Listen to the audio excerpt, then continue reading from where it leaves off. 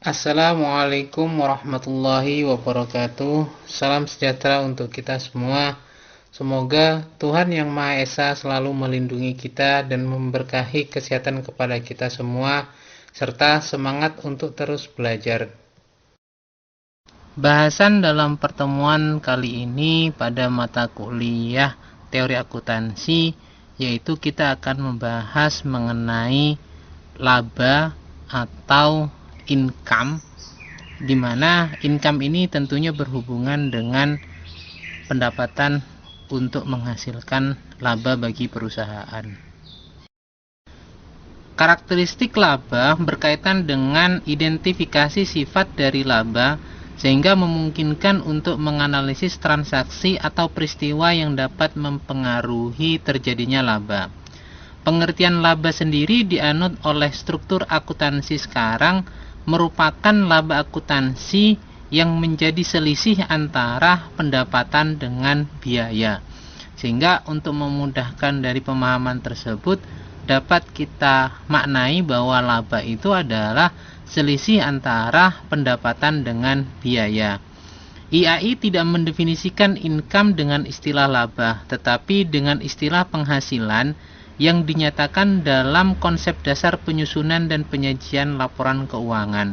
Tentunya income yang dimaksud ini atau penghasilan yang dinyatakan dalam laporan keuangan ini diharapkan dapat menghasilkan laba bagi suatu perusahaan. Penghasilan atau income adalah kenaikan manfaat ekonomi selama suatu periode akuntansi dalam bentuk pemasukan atau penambahan aset atau penurunan kewajiban yang mengakibatkan kenaikan ekuitas yang tidak berasal dari kontribusi penanaman modal.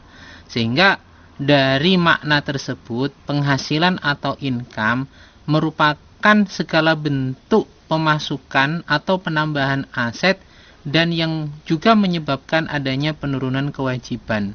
Nah, ini definisi dari penghasilan atau income. Sedangkan dalam paragraf 74 disebutkan bahwa definisi penghasilan meliputi baik pendapatan atau revenue merupakan keuntungan atau gains. Adanya perbedaan dalam mendefinisikan laba disebabkan karena luasnya penggunaan konsep laba. Tapi secara harfiah bahwa laba itu dapat dimaknai sebagai selisih antara pendapatan dengan biaya.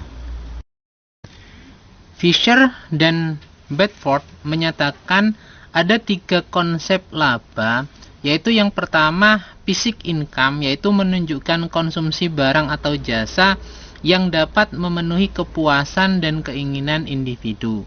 Yang kedua adalah real income, yaitu menunjukkan kenaikan dalam kemakmuran ekonomi yang ditunjukkan oleh kenaikan cost atau cost of living atau biaya hidup. Dan yang ketiga adalah money income, yaitu menunjukkan kenaikan nilai moneter sumber-sumber ekonomi yang digunakan untuk konsumsi sesuai dengan biaya hidup. Nah, Fisher itu juga menyampaikan bahwa konsep real income adalah konsep yang paling praktis bagi akuntan untuk memberikan pemahaman terhadap konsep laba, yaitu menunjukkan kenaikan dalam kemakmuran ekonomi yang ditunjukkan oleh adanya kenaikan biaya hidup. Itu yang lebih dipilih oleh Fisher dalam memaknai konsep laba. Ada 2 pemahaman mengenai laba, yaitu laba akuntansi dan laba ekonomi. Perbedaan laba akuntansi dan laba ekonomi disebabkan oleh perbedaan konsep yang melandasinya. Laba ekonomi merupakan tambahan kemakmuran yang ditimbulkan oleh kegiatan ekonomi dengan perusahaan sebagai wadah yang akan dinikmati oleh seluruh pihak yang ada dalam unit kegiatan ekonomi tersebut. Sedangkan laba akuntansi merupakan perbedaan antara pendapatan yang direalisasi dari transaksi yang terjadi selama satu periode dengan biaya yang berkaitan dengan pendapatan tersebut. Nah, poin kita pemaknaan terhadap laba ini lebih cenderung kepada laba akuntansi, di mana laba yang dimaksud itu adalah selisih antara pendapatan yang direalisasikan dengan biaya pada satu periode tertentu dalam sebuah laporan keuangan. Sedangkan laba ekonomi ini sifatnya secara makro yang berhubungan dengan kemakmuran yang ditimbulkan oleh adanya kegiatan ekonomi bagi suatu perusahaan. Sehingga apapun yang berdampak terhadap penambahan kemakmuran tersebut dapat dimaknai sebagai laba ekonomi. Contoh misalnya penambahan SDM, penambahan fasilitas perusahaan itu dapat dimaknai sebagai tambahan kemakmuran yang ditimbulkan oleh kegiatan ekonomi sehingga dapat didefinisikan sebagai laba ekonomi. Karakteristik dari laba akuntansi menurut Belkawi yang pertama adalah laba akuntansi didasarkan pada transaksi aktual terutama dari penjualan barang atau jasa. Yang kedua, laba akuntansi didasarkan pada postulat periodisasi yang mengacu pada kinerja perusahaan selama satu periode tertentu. Sedangkan yang ketiga adalah laba akuntansi didasarkan pada prinsip pendapatan yang memerlukan pemahaman khusus tentang definisi, pengukuran, dan pengakuan pendapatan.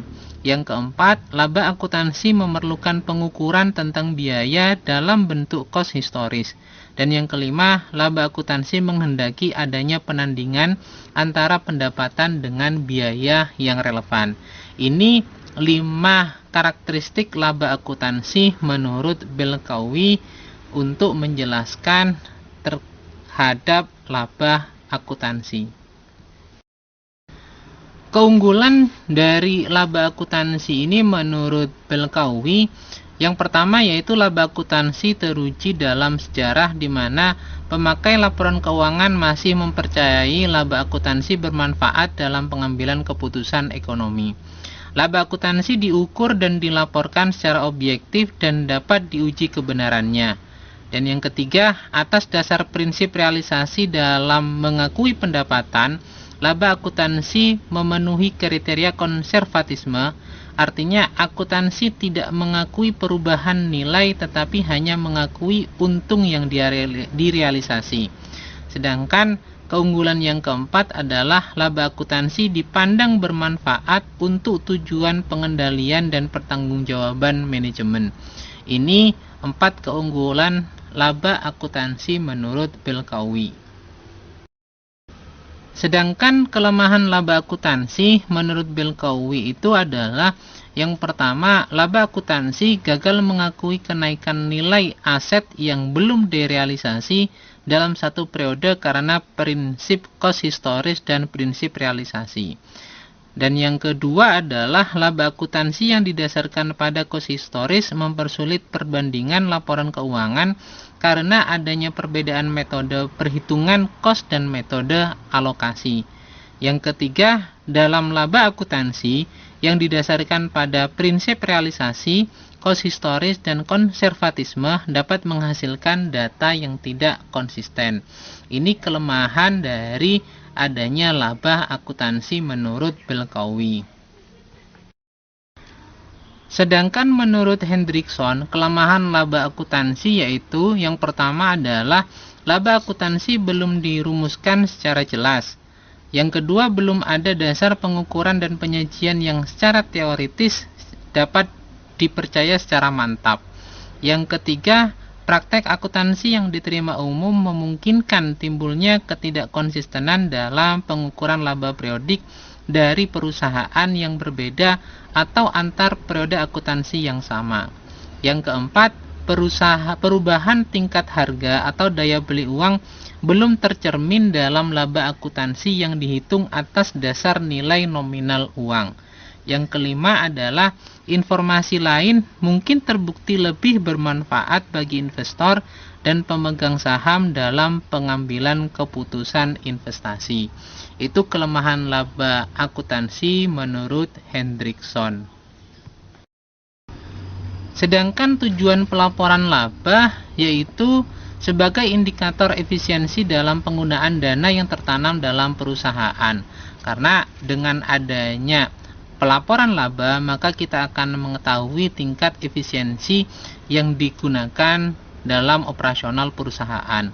Selanjutnya adalah sebagai pengukur prestasi manajemen. Ini untuk mengetahui kinerja manajemen sejauh mana dalam menghasilkan laba bagi perusahaan. Karena laba ini juga diukur dari pendapatan yang dihasilkan oleh perusahaan. Yang selanjutnya adalah sebagai penentuan besarnya laba. Sebagai penentuan besarnya pajak, karena kita ketahui bahwa unsur perpajakan itu diperhitungkan dari laba perusahaan, dan juga dengan PP 23 tahun 2018 beberapa unsur pendapatan pajak itu diakui dari pendapatannya. Yang selanjutnya adalah sebagai dasar kompensasi dan pembagian bonus. Yang selanjutnya sebagai alat pengendalian alokasi sumber daya ekonomi bagi suatu negara. Dan yang selanjutnya sebagai dasar untuk kenaikan kemakmuran. Karena ketika kita mengetahui bahwa perusahaan menghasilkan sebuah laba tertentu secara konsisten, maka ada sebuah kewajiban bagi perusahaan untuk menaikkan kemakmuran bagi karyawannya. Yang selanjutnya adalah sebagai dasar pembagian dividen, karena sebagian dari laba yang dihasilkan oleh perusahaan ini dikembalikan dalam bentuk dividen bagi pemegang saham. Yang terakhir adalah sebagai alat motivasi manajemen dalam pengendalian perusahaan. Ini tentunya ketika kita mengetahui bahwa perusahaan menghasilkan laba tertentu, maka akan menjadi motivasi bagi manajemen untuk menjalankan operasional perusahaan lebih baik kembali. Dalam hal pengukuran dan pengakuan laba, pengukuran besarnya laba sangat tergantung pada besarnya pendapatan dan biaya. Karena laba merupakan selisih antara pendapatan dan biaya. Dengan demikian, laba diakui sejalan dengan pengakuan pendapatan dan biaya. Dalam konsep dasar penyusunan dan penyajian laporan keuangan IAI, disebutkan bahwa penghasilan atau income akan diakui apabila kenaikan manfaat ekonomi di masa mendatang yang berkaitan dengan peningkatan aset atau penurunan kewajiban telah terjadi dan jumlahnya dapat diukur dengan andal. Ini berhubungan dengan penghasilan yang diakui bagi suatu perusahaan, di mana dengan adanya penghasilan tersebut yang menjadi unsur pendapatan, maka kita akan dapat mengukur adanya laba bagi perusahaan. Sehingga pendapatan tersebut pada saat dikurangi dengan biaya, maka akan menghasilkan sebuah laba. Ada 3 pendekatan dalam pengukuran laba. Pendekatan pertama yaitu pendekatan transaksi. Pendekatan ini menganggap bahwa perubahan aset atau hutang atau laba terjadi karena adanya transaksi, baik secara internal ataupun eksternal.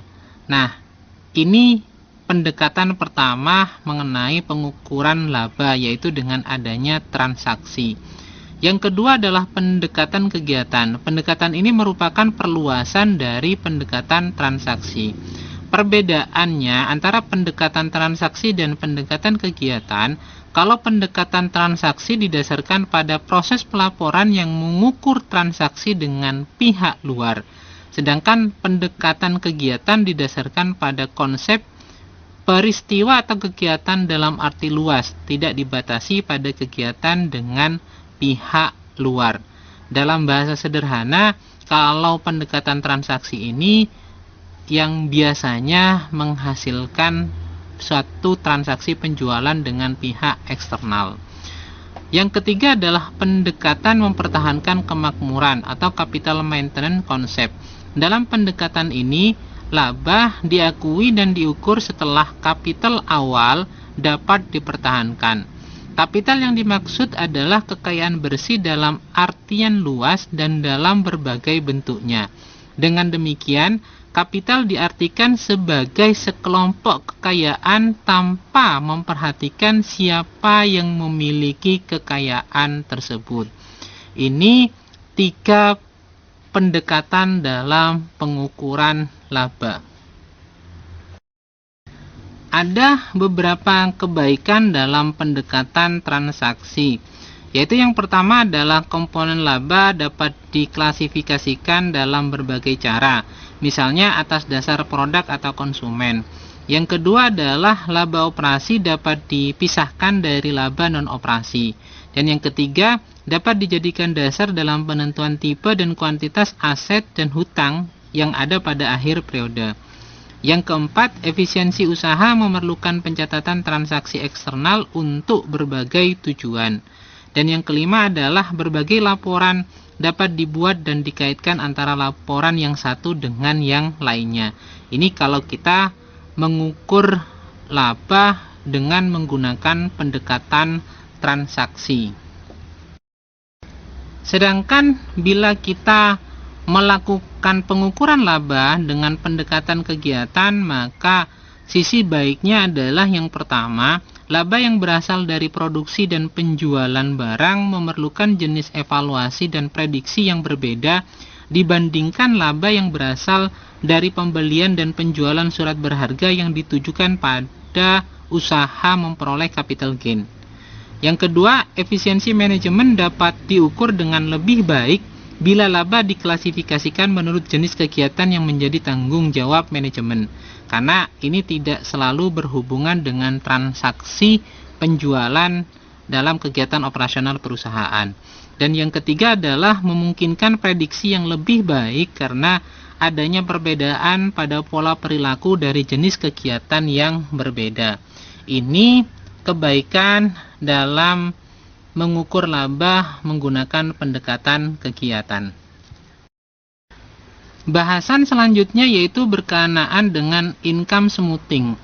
Apa itu income smoothing? Income smoothing adalah perataan laba yang disengaja untuk mencapai tren laba tertentu. Alasan dilakukannya income smoothing yaitu untuk memperbaiki hubungan dengan kreditor, investor, dan karyawan, serta meratakan siklus bisnis melalui proses secara psikologis.